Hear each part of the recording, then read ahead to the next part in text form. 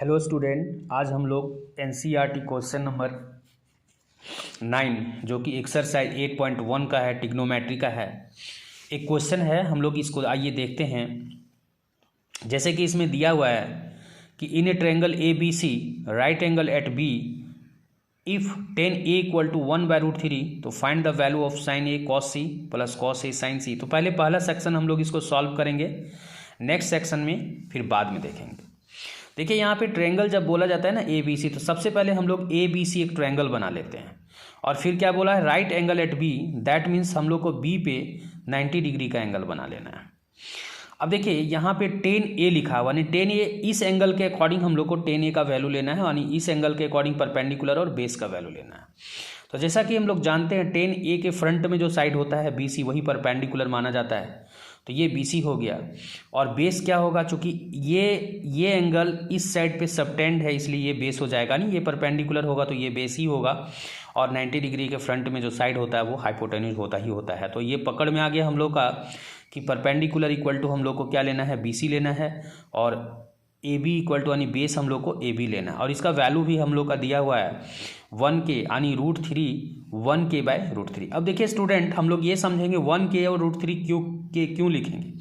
देखिए standard form जैसे 2/3 हो सकता है, बट उसका दूसरा रेशियोज भी होता है, जैसे 6/9 यानी 2 3 जा 6 और 3 3 जा 9 यानी 2 3 जा 6 और 3 3 जा 9। तो यहाँ पे हम लोग 3 के बदले और 3 के बदले K लिखेंगे, 2K/3 के। यानी जो दूसरा रेशियोज हो सकता है वो और कुछ हो सकता है, बट उसका स्टैंडर्ड फॉर्म 2/3 होगा।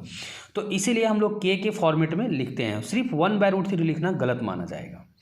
अब यहाँ पर H का वैल्यू हम लोग को पता नहीं, यानी हाइपोटेन्यूज पता नहीं है, तो इसलिए हम लोग क्या करेंगे, AC को निकालेंगे। तो AC के लिए जो फॉर्मूला है अकॉर्डिंग टू पाइथागोरस थ्योरम कि square of hypotenuse is equal to square of sum of square of two other sides, मतलब √AB² प्लस BC²।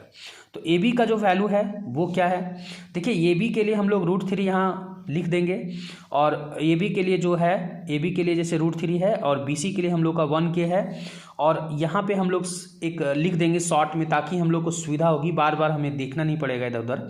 अब AC का वैल्यू हम लोग को निकालना है। देखिए AC का वैल्यू कैसे निकला, तो AB का जो वैल्यू √3 के था वो हम लोग लिख देंगे, और बार बार आप फिगर में भी देख सकते हैं। देखिए AB का जो वैल्यू है हम लोग का यहाँ पे दिया हुआ है, तो AB का जो वैल्यू है वो हम लोग का √3 के, तो √3 के लिख देंगे, और BC का वैल्यू 1K² लिख देंगे। इस तरह हम लोग यहाँ पे लिख देंगे।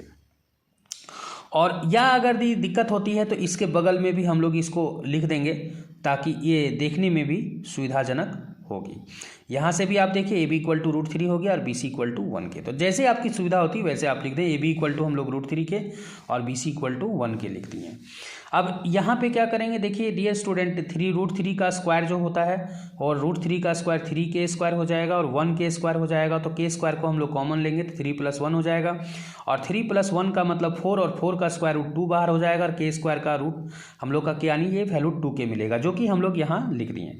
अब हम लोग AB का वैल्यू ये मिल गया, BC का वैल्यू ये मिल गया, और AC का वैल्यू ये मिल गया। बार बार हमें देखना नहीं पड़ेगा फिगर्स में।